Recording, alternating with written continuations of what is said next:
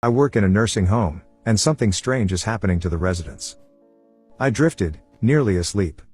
The room was warm and I had been up early. I was in a half dream in which Bert was walking around the grounds with me, pointing out a magpie perched on the fence. One for sorrow, he told me, and I laughed.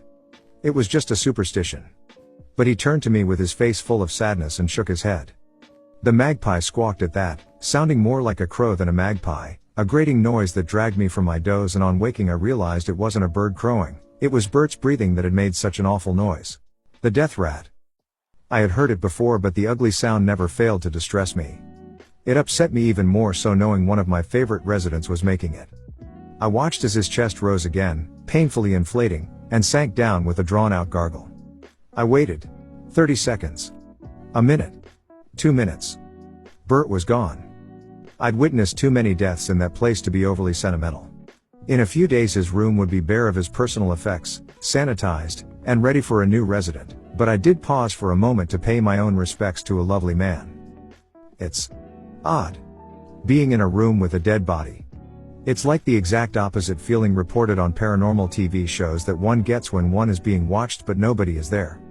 You are there with a physical form, clearly visible, but the spirit has departed, and despite their presence the room is empty of all life but yours. I have to stress that, after everything that happened after, I did not feel Bert's presence at all. After I'd gathered my thoughts, I left the room and went to find one of the nurses.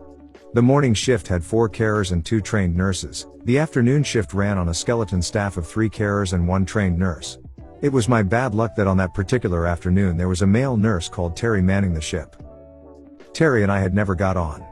He was a nurse, but taking night classes in business law, and I always got the feeling he never really liked the people he was paid to care for.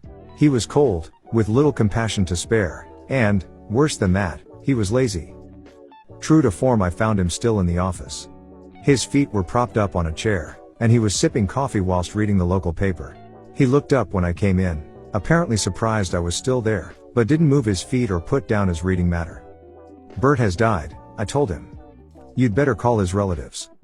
That made him move. He sighed, as though Bert's death was the most inconvenient thing ever, and put both his mug and his paper down.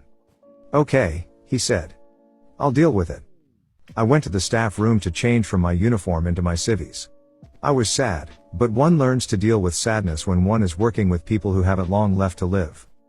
I was wondering who would take Bert's place in his room, and whether they would be nice or not, when Terry called to me from down the corridor. He was standing outside Bert's room with his hands on his hips, his face bearing a disgruntled expression. Were you trying to be funny, or are you just incompetent?